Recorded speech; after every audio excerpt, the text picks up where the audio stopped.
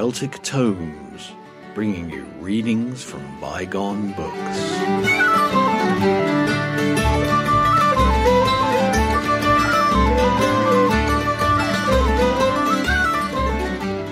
Welcome to Celtic Tomes, bringing you readings from the classic books of Celtic study, myth and folklore.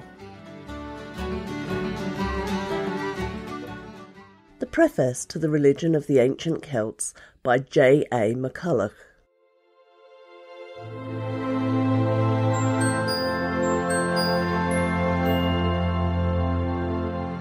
Which book won the book vote for the next book we're going to read? Well, in joint fourth place, we had Myths and Folktales of Ireland and Welsh Fairy Tales. In third place, we had Myths and Legends of the Celtic Race. In second place, we had Fairy and Folktales of the Irish Race. And drumroll please, in first place, we had Religion of the Ancient Celts. So tell us a little bit about what we can look forward to.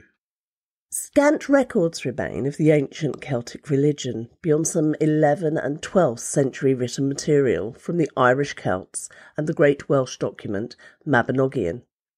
This classic study by a distinguished scholar, first published in 1911, builds not only upon the valuable hints supplied by the surviving texts, but also upon the still extant folk customs derived from the rituals of the old cults. A masterly and extremely readable survey, it offers a reconstruction of the essentials of Celtic paganism. The Celt is portrayed as a seeker after God who links himself by strong ties to the unseen, eagerly attempting to conquer the unknown by religious rite and magic art. The earliest aspect of Celtic religion lies in the culture of nature spirits and the life manifested in nature, and this book offers fascinating glimpses into the primitive forms of worship, depicting Celtic rites centred on rivers and wells, trees and plants and animals.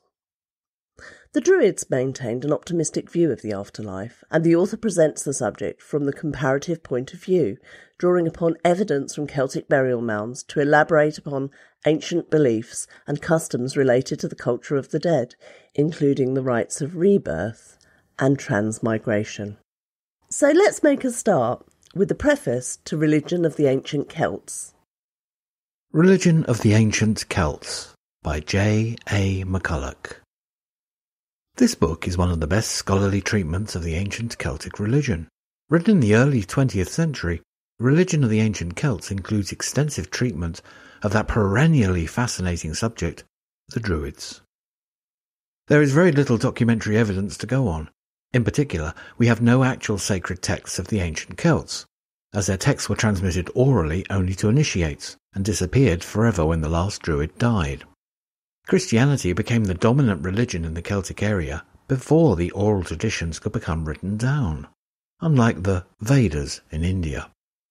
Ancient Celtic religious beliefs must therefore be inferred from second-hand classical accounts, hints from Celtic mythology, legend and folklore, as well as archaeological and comparative anthropological evidence. MacCulloch marshals this body of evidence so that an authoritative and clear view of ancient Celtic religion emerges. MacCulloch details the Celtic belief in reincarnation and a spectral otherworld, documents the enormous pantheon of now obscure gods and goddesses, including the many local deities, and describes totemistic and animistic beliefs.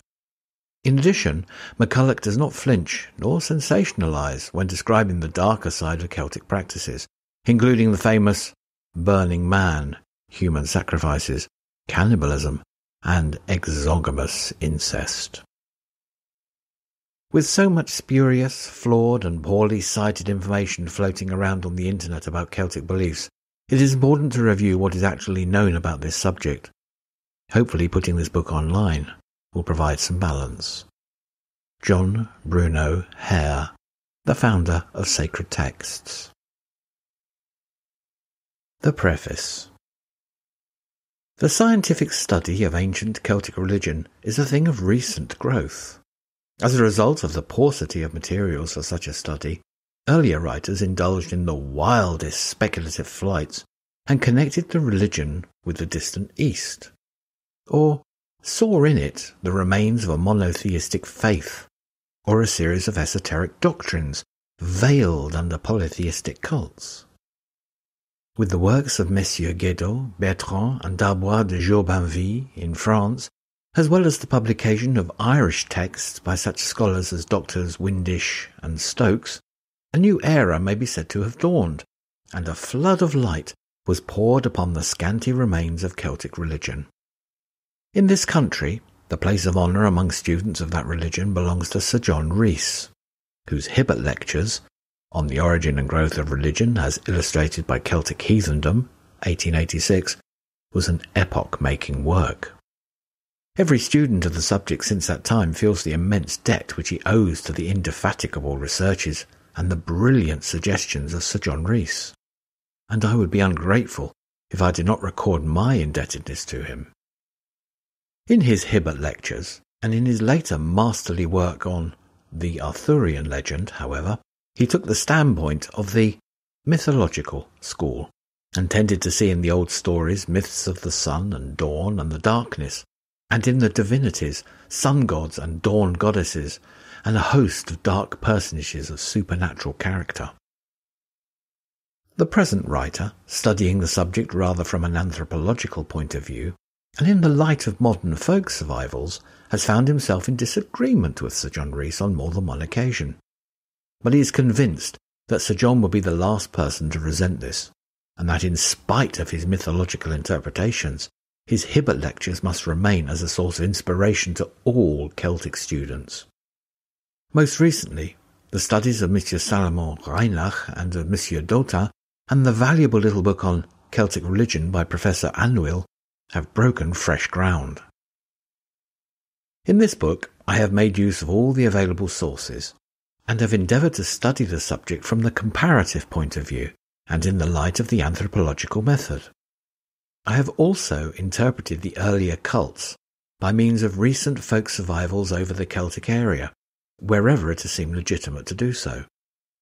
The results are summarised in the introductory chapter of the work, and students of religion, and especially of Celtic religion, must judge how far they form a true interpretation of the earlier faith of our Celtic forefathers, much of which resembles primitive religion and folk belief everywhere. Unfortunately, no Celt left an account of his own religion, and we are left to our own interpretations, more or less valid, of the existing materials, and to the light shed on them by the comparative study of religions. As this book was written during a long residence in the Isle of Skye, where the old language of the people still survives, and where the genius loci speaks everywhere of things remote and strange, it may have been easier to attempt to realise the ancient religion there than in a busier or more prosaic place. Yet at every point I have felt how much would have been gained could an old Celt or Druid have revisited his former haunts, and permitted me to question him on 100 matters which must remain obscure. Oh, but this, alas, might not be. I have to thank Miss Turner and Miss Annie Gilchrist for valuable help rendered in the work of research, and the London Library for obtaining for me several works not already in its possession. Its stores are an invaluable aid to all students working at a distance from libraries. J. A. McCulloch, The Rectory, Bridgevachlan, October 1911.